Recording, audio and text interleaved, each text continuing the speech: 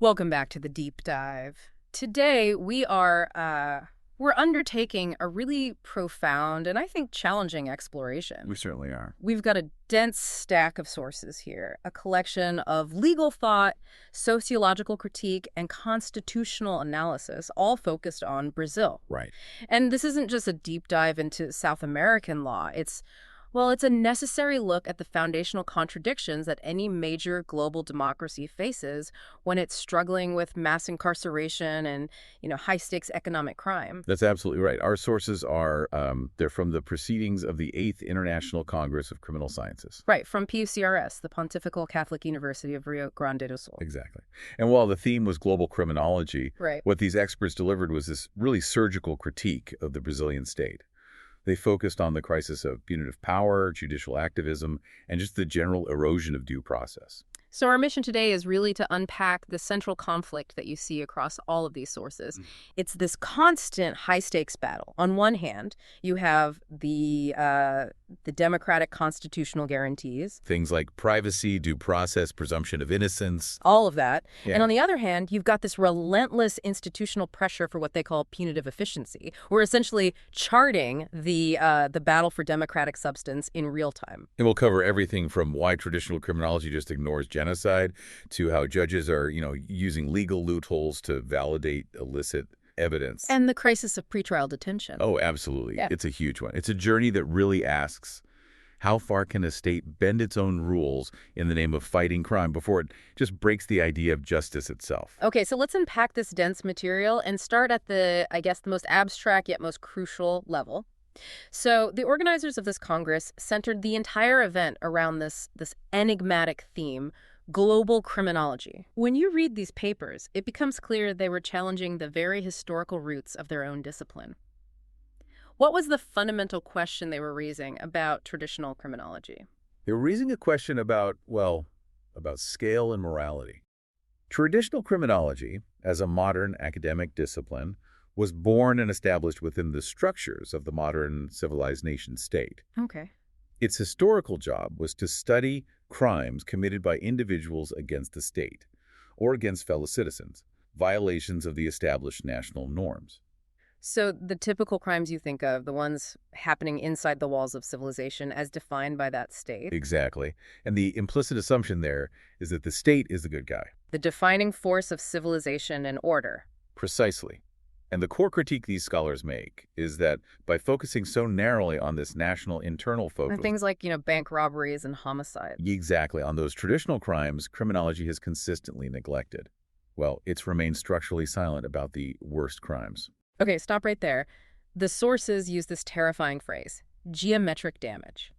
They do. What scope of crime are we talking about when we move beyond that national boundary and get to this level of geometric damage? We are talking about mass atrocities, things that cause damage that's just exponential compared to traditional crime definitions. So not just one victim or a handful. No, we're talking about massacres, genocides, massive violations of human rights that affect not dozens, but tens, hundreds of thousands, or even millions of people. And that includes what? That includes large-scale systematic torture, disappearances, mass rape, confinement, mutilation, and all of it often perpetrated or, facilitated by state actors or massive corporate entities. And this is where the philosophical dilemma just explodes, doesn't it? It does. If criminology's job is to define crime, and the traditional assumption is that the state is the standard bearer of legality, how can the discipline even function when the state itself becomes the principal aggressor? It creates a structural paradox that basically renders the entire field impotent.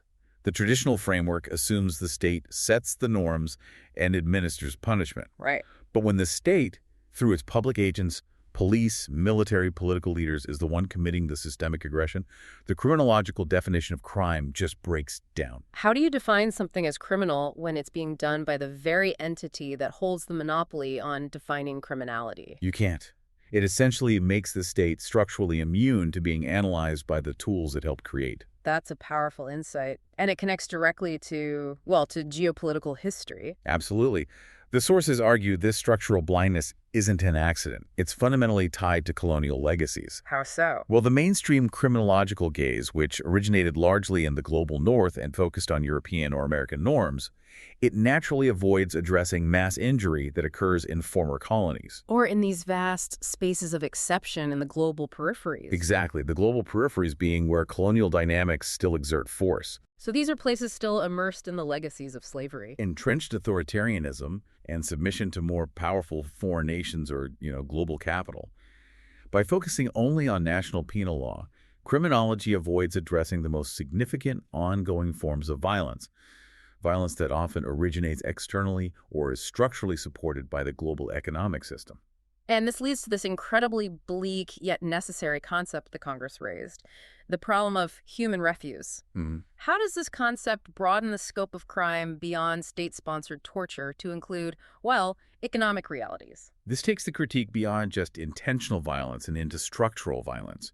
Human refuse refers to the broader systemic social damages that condemn millions across the planet to lives of just absolute indignity and disposal. These are harms that are often ignored because they aren't written down as a specific penal offense, like murder or theft. Exactly. So we're talking about economic policy acting as a weapon. We are. The experts argue that this mass amassing of marginalized people, millions living without jobs, without adequate housing, healthcare, food access, or even the promise of retirement security, is a direct result of economic policies and market forces. And the crucial point here is that these forces are today often more imposing than, or at least complicit with, state reasons. This shifts the blame entirely away from the traditional model of just individual deviance. The crime here is systemic neglect, which is just coded as accepted economic policy, and it condemns entire populations. Precisely. The core question for global criminology then becomes, what relevance does our discipline have if it is forever constrained by this narrow national scope in penal law? Right. If it doesn't address the social damages that condemn millions to be discarded, what one source called a permanent state of social death, then it is merely a tool of established state power. So what's the revolutionary path forward they propose for this global criminology? It's about detoxification and realignment. The discipline has to detach from its narrow fixation on national penal law and the punitive state. And move towards what? Instead, the future of criminology must align itself much more closely with the broader movements for human rights, for the strengthening of democratic institutions, and ultimately for popular emancipation. So it means shifting the focus from simply punishing those who offend the state to analyzing and dismantling the structures that perpetrate that geometric damage we were talking about. The shift from that philosophical crisis to a concrete legal battle is immediate, and we have to start with the absolute foundation of due process, the inadmissibility of illicit evidence. The first line of defense against state overreach. Exactly. So let's start with the legal standard in Brazil. The standard is, well, it's enshrined in the Brazilian Constitution, the Magna Carta, and it's reinforced by the Code of Criminal Procedure. It's an absolute rule. Evidence obtained in violation of constitutional or legal norms is inadmissible. And the legal term for what must happen is desentradas. Right. It means the evidence must be physically removed from the process file, torn out. This is the critical mechanism, right? It's designed to disincentivize police or state agents from violating rights just to secure a conviction. If you cheat, you lose the evidence. Correct. It's the adoption of the American exclusionary rule, which is often summarized as the fruits of the poisonous tree doctrine. Meaning, if the primary evidence is tainted by illegality, say an illegal wiretap or an unauthorized home entry, then any secondary evidence subsequently derived from that tainted source is also contaminated. It doesn't matter how relevant it is. The state cannot benefit from its own wrongdoing. That is the core democratic guarantee. But the sources immediately flag that this guarantee, even though it's constitutional, has been severely weakened in practice by the legislature and the courts. Severely. So how have they created exceptions that allow this tainted evidence to creep back into the process? They've done it through the legislative introduction of two specific exceptions. They were transplanted from American procedural law. But in the Brazilian context, they've become mechanisms to prioritize punitive efficiency over constitutional fidelity. Okay, let's detail those. What's the first one? First, we have the independent source. This exception applies if the prosecution can demonstrate that the evidence would have been produced by a source entirely untainted by the initial illegality. So, for instance, if an illegal search finds a document But investigators can prove they had already received an entirely separate legal discovery motion that contained the exact same document, then that document is admissible. I see. And the second, often more expansive exception. That's the inevitable discovery. This one is used when secondary evidence, even though it came from the illicit initial evidence, would have inevitably been obtained later by proper legal investigative means. And that one is highly subjective. Extremely. It allows the court to speculate on future legal action. So if an illegal wiretap leads police to a hidden warehouse, the prosecution can argue, well, we were already legally monitoring the warehouse's utility bills, and those bills would have inevitably led us there within the week. That is precisely the mechanism. It allows courts to retroactively clean up state misconduct. And the critique here is sharp. Very.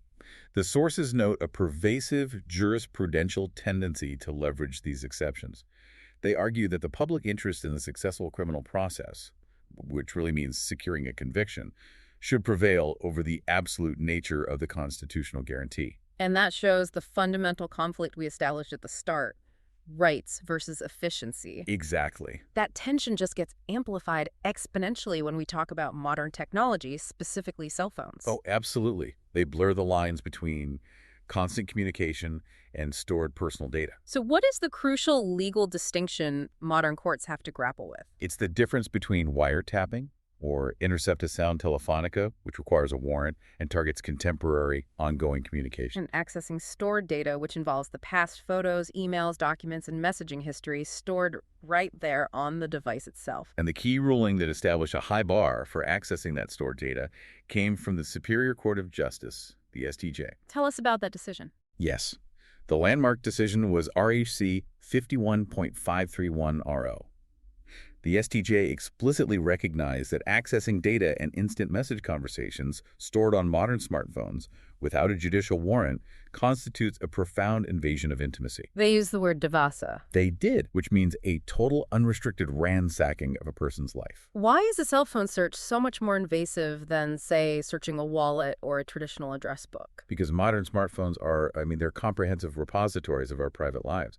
They hold intimate photos, videos, banking information, email accounts, private health data, and records of virtually every interaction we have. So allowing police access without specific judicial oversight allows for a complete, constitutionally unacceptable devasa of the owner's personal history. Exactly.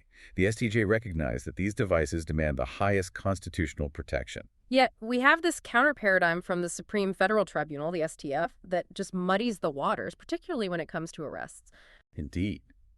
The STF decision in HC 91.867 PA upheld the validity of proof obtained from searching a cell phone during a flagrant arrest. And the logic there is what? The logic is that the urgency and the immediacy of the arrest situation somehow justifies the search. And this illustrates the acute judicial conflict. So, does the act of a flagrant arrest automatically override the constitutional protection afforded to this massive trove of data stored on that device? That's the question.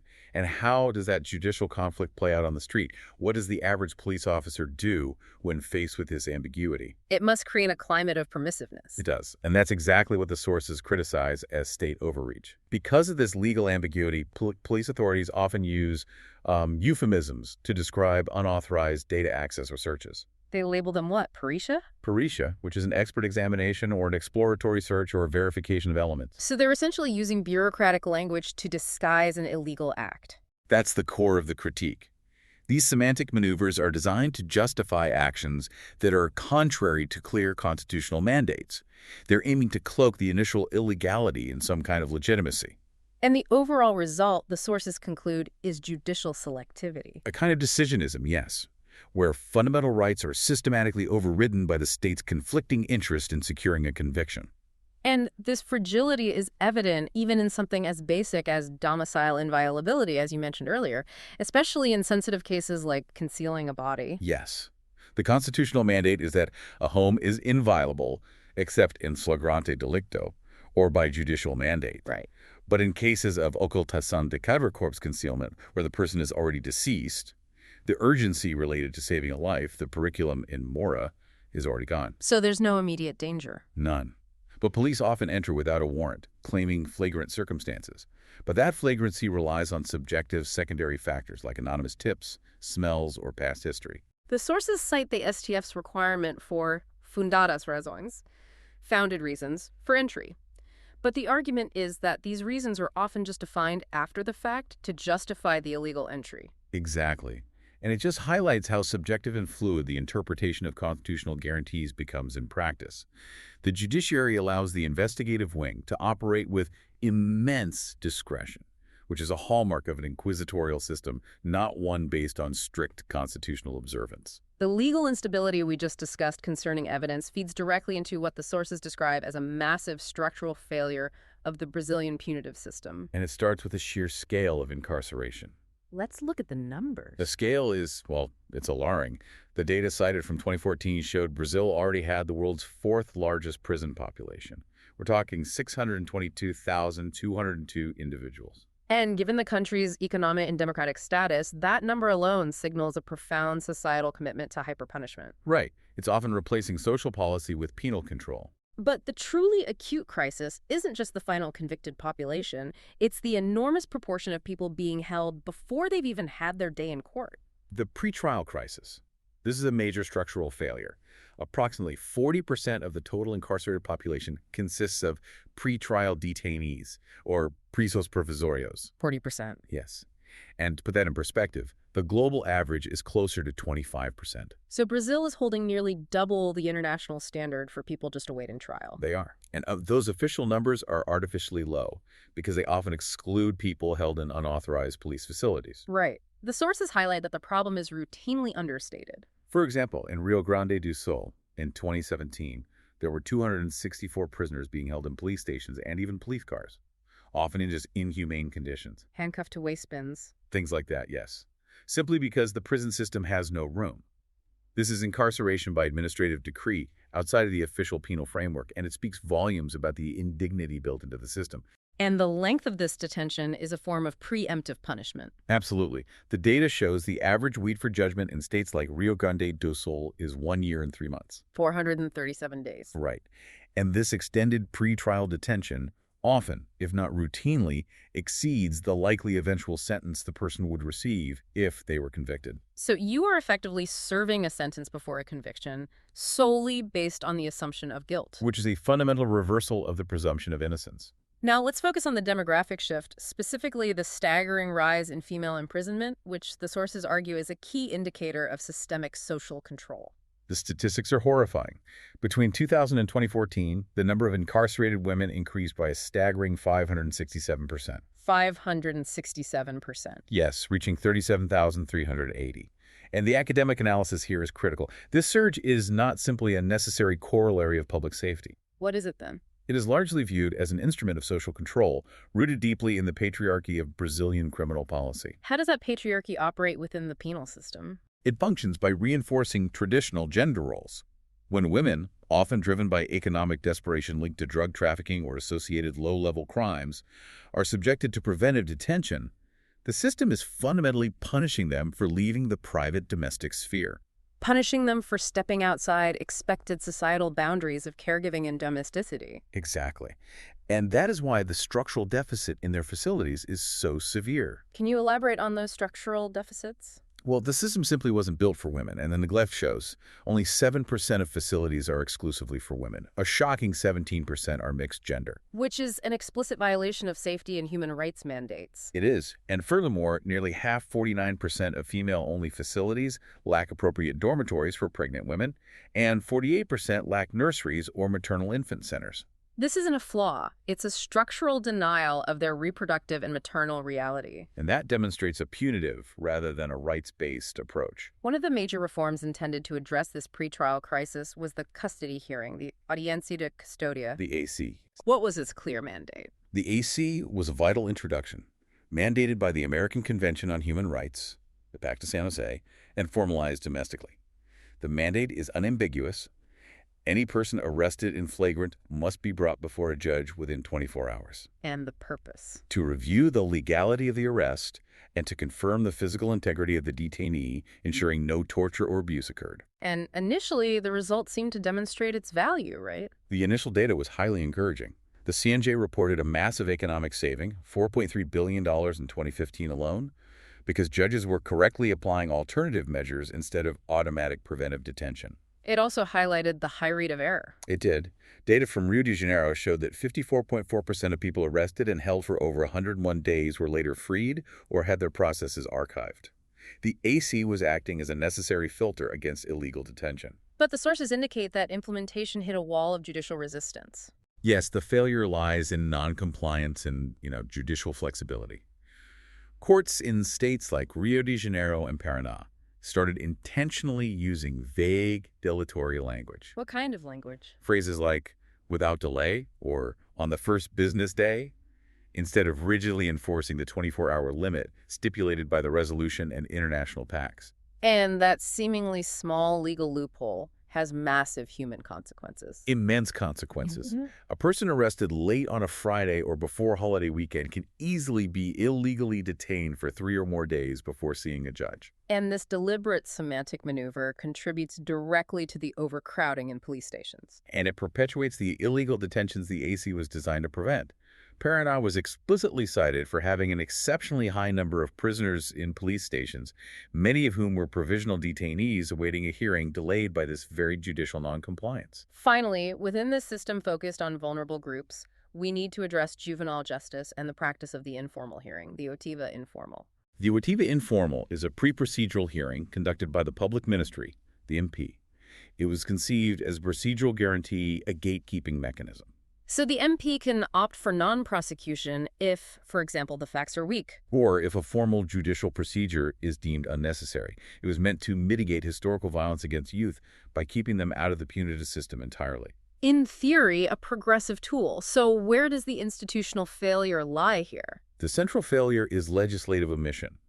There is a critical lack of specific legal regulation defining the form, purpose, and required attendance for this hearing. A vacuum. A huge vacuum that creates enormous space for ministerial and judicial discretion. And when the law is silent, discretion often gives way to authoritarianism. Precisely. In practice, this lack of structure results in the suppression of fundamental rights, like the right to a contradictory defense or legal certainty. So the old system persists. Exactly.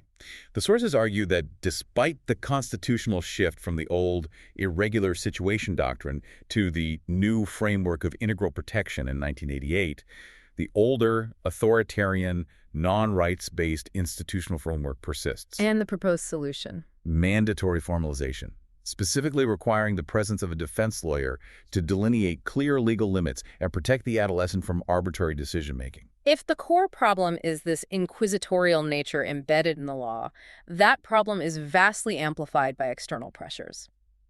Let's look at the media's role, what the sources call the spectacularization of the criminal process. This phenomenon is deadly to due process. The media treats information not as a service, but as a commodity. It relentlessly prioritizes sensationalism, audience ratings, and commercial gain over core constitutional guarantees. Particularly the presumption of innocence. Absolutely. The judicial proceeding itself is transformed into a spectacle, a drama where the audience demands a swift, satisfying ending. We see this globally, but the sources point to specific Brazilian cases where public opinion rendered a verdict long before the judge did. For sure. The intense, guilty-before-proven innocent coverage of high-profile cases like the Isabella Nardoni murder and the Bruno Fernandes case are prime examples. How so? The media crafts these compelling, often simplistic narratives like portraying the accused as having a cold personality that dictate public perception, imposing a societal stigma that prejudges the individual. And this public demand creates a feedback loop that fuels political policy. It is the engine of penal populism. This process is reinforced by simplistic, high-volume slogans, particularly from sensationalized news programs called policialescos. And they constantly disseminate maxims like, the police arrest, the justice releases. This rhetoric actively erodes public trust in the established justice system, making the public demand harsher measures, hyperpunitivismo. Which bypasses legal checks and divides society sharply into good people and criminals. Exactly, it's toxic. And the sources note that public authorities often collaborate in this abuse by leaking confidential data. This is a severe indictment of the system's integrity. It is. In major operations like Lava Jato car wash, the press frequently had access to confidential data, plea bargains, and evidence before the defense lawyers were legally allowed to review them. So this collusion between investigators and the media actively compromises the fundamental right to a fair defense and due process. It creates a structurally uneven playing field. Yeah. The information is controlled and weaponized. This external pressure is easier to internalize because, as the sources argue, the Brazilian legal structure already has an inquisitorial DNA. Let's contrast that core structure. Okay, so we have to contrast the two ideal models. The democratic accusatory system requires three things: an impartial judge, who is a passive referee, Proof managed by the parties' prosecution and defense. and a strong presumption of innocence. Yeah. The older authoritarian inquisitory system, conversely, features a judge who accumulates multiple roles. Accuser, investigator, and adjudicator. Right, and the process is often secret. And the critique is that the 1941 Code of Criminal Procedure, the CPP, despite numerous democratic updates, remains fundamentally inquisitorial and systematically incompatible with the democratic 1988 Constitution. That is the core conflict. And the CPP retains specific, highly problematic provisions that maintain this inquisitorial nature. The most glaring example is the judge's power to determine evidence production ex officio. On their own initiative. On their own initiative. The judge is supposed to be the referee, but this power allows them to actively step into the game, put on a jersey, and start seeking evidence to help one side, which is usually the state or prosecution. So this combination of roles facilitates judicial decisionism. Exactly, where judges make choices not strictly based on legal interpretation, but based on subjective beliefs, political alignment, or the societal pressure for convictions. Then there's more. Yes. The judge can also reject the public ministry's request to archive police inquiries, forcing a case to continue even if the prosecutor deems it weak. This enables the judge to compel the process forward, blurring the lines between impartiality and accusation. And this judicial decisionism is what led directly to the profound instability concerning the state of innocence itself. The constitutional rule is crystal clear. Innocence lasts until the final, unappealable decision, or transito emulgado. That is the sanctity of the constitutional guarantee. Yet the sources detail the hugely controversial STF decision HC 126.292 SP, which allowed the execution of a sentence to begin after a second-degree conviction. Even if the highest appeals were still pending. Even then. That sounds like judicial activism operating at a seismic level, reinventing a centuries-old procedural concept. It is widely criticized as such as an institutional instability that violates legal certainty. Critics argue that the Supreme Court aligned itself politically with punitivist demands fueled by the media spectacle. Sacrificing the core principles of democracy and legal security. Exactly. It's the highest court, the institution meant to guard the Constitution, instead becoming the mechanism for its erosion by prioritizing efficiency and the immediate gratification of punishment over democratic substance. If the idea of transito emulgado means that the state must exhaust every possible legal avenue before removing a person's liberty, what is the strongest counterargument that proponents of this decision offer to justify provisional execution? Proponents argue that the sheer volume of frivolous or purely delaying appeals, especially the recurso extraordinario and recurso especial, filed simply to postpone incarceration. Particularly by high-profile defendants in corruption cases. Right. They argue that this fundamentally undermines public trust and judicial efficiency. The argument is that after two layers of judicial review, the trial court and the appellate court, the probability of innocence is statistically low enough to justify the execution of the sentence. Thereby ensuring justice is swift and visible to the public. That's the idea. But the sources fundamentally reject this. They argue that allowing the possibility of error to lead to the removal of liberty is precisely what constitutional guarantees are designed to prevent. So they see it as sacrificing the rule of law for political expediency. Yes, thereby confirming the persistent authoritarian nature of the state apparatus we were just talking about. Let's turn our attention to the complex world of high-level economic crime, where the rules of the game shift entirely. The investigation of organized corruption relies heavily on collaboration tools like leniency agreements and plea deals. Or delays in premiata, yes. But these agreements run into a hybrid dilemma. What's that dilemma? It arises because economic misconduct often involves acts that are simultaneously a criminal figure, a penal offense, and administrative improbity, a civil or administrative offense. The key conflict is jurisdictional separation. So if a corporate executive collaborates with the criminal prosecutor, they confess, name names, and get a reduced prison sentence or fine in the criminal sphere, does that deal protect them from non-criminal penalties? No, and that is the systemic anomaly. The collaboration agreement celebrated in the criminal sphere does not automatically extend to cover sanctions in the civil and administrative sphere. Which are governed separately. Right, particularly by law, 8.4291992. So the collaborator remains fully subject to potentially ruinous administrative penalties. Why is this separation viewed as a critical anachronism that sabotages the system's effectiveness? Because for large corporations or executives, the administrative penalties, we're talking massive multi-million-dollar fines, asset freezes, disbarment from contracting with the government for decades, or even dissolution of the company. Those are often far more financially devastating and reputationally crushing than the criminal prison sentence. Far more. So the state creates a system intended to promote collaboration to fight corruption, but the parallel system of administrative law effectively eliminates the incentive. It seems counterproductive. Absolutely. If collaboration doesn't provide comprehensive legal security across all jurisdictions, it drastically discourages individuals and entities from cooperating. This hinders the crucial fight against systemic corruption and fiscal control. It ends up penalizing entities twice for the same set of facts, leading to paralysis instead of resolution. This complexity is reflected in how they handle corporate criminal liability. It's often impossible to pin a massive economic crime on a single, identifiable person in a complex structure. And this difficulty forces a move toward holding the legal entity, the corporation, responsible.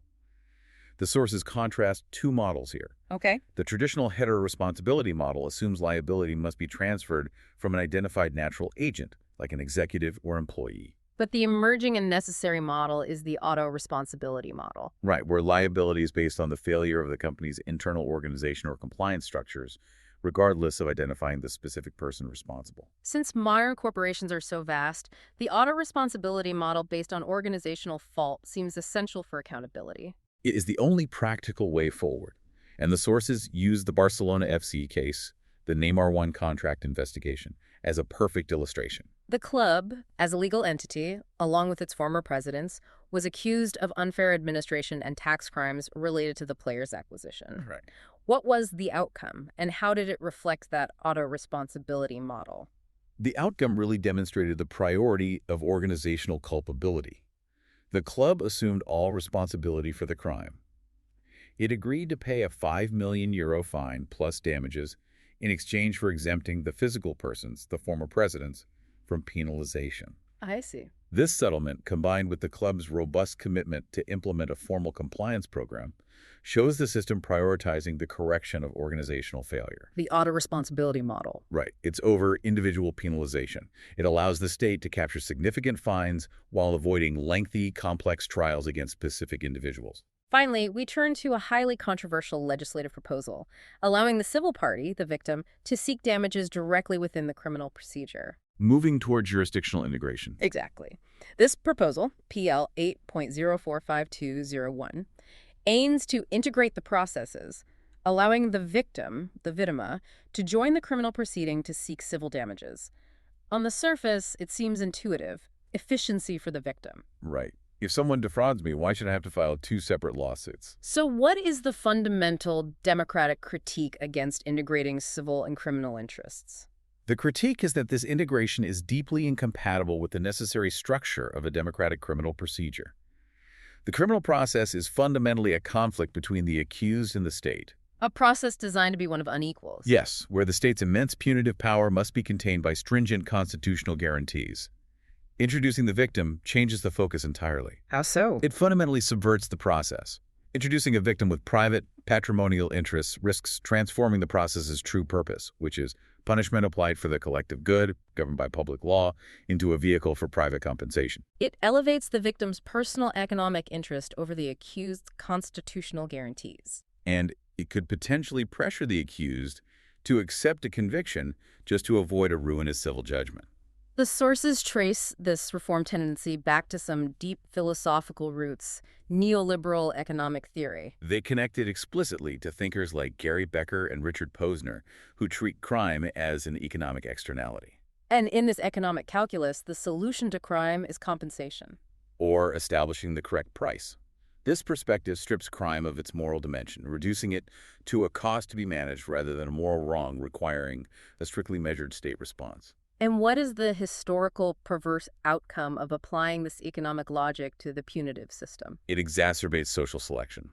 The sources argue that when compensation is prioritized, the historical outcome is the mass incarceration of those unable to pay the compensatory fines, the poor. And Posner even noted this outcome. He did. Later in his career, he noted that the system of penalizing underclasses, those excluded from the market, results in mass incarceration becoming the primary tool of risk prevention against those who cannot afford the compensatory price. So in the Brazilian context, this tendency just reinforces the existing social selection. It does. The poor are overwhelmingly subjected to the punitive process because they lack the financial means to buy their way out or compensate the victim. This has been a tremendously dense yet illuminating deep dive. The collection of sources from the PUCRS Congress has laid bare the internal battles raging within a major democracy like Brazil.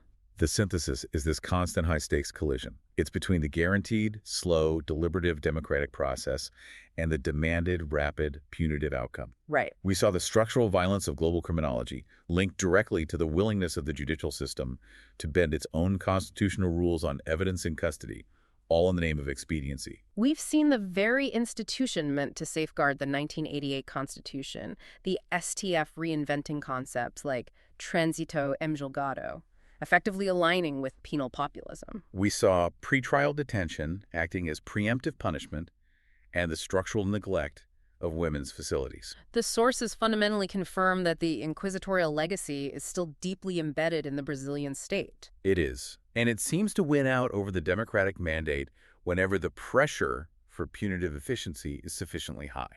Whether that pressure comes from the media spectacle or from the desire to resolve massive corruption quickly. Exactly. So what does this all mean for us? This struggle between democratic substance and punitive speed is playing out in every democracy around the globe.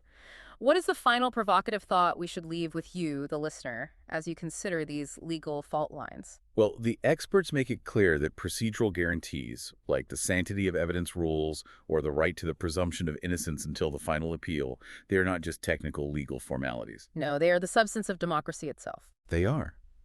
So if the state continually strips the criminal process of those foundational procedural guarantees in the name of fighting crime faster or more efficiently, can we still rightfully call it a process of justice? Or have we reduced it to merely an instrument of authoritarian power, regardless of whether the target is high-level corruption or low-level drug offenses?